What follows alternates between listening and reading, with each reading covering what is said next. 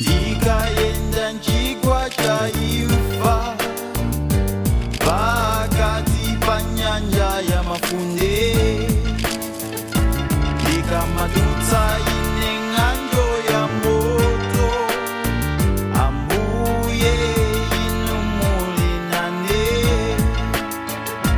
abale ndi abwenzi afuka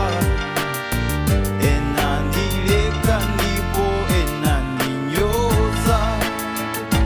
koma Ambuye inu simukumudwitsa ori inu ndinu linga langa Yehova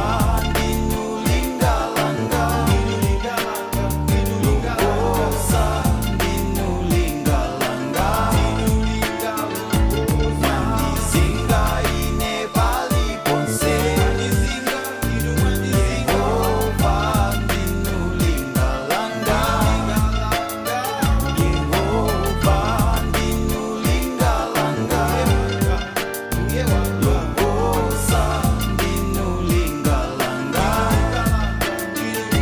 Mandizinga ine paliponse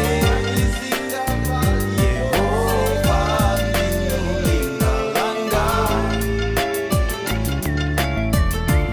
enadalira chuma chawo enagomera nzeru zawo enadalira kukongola kwathu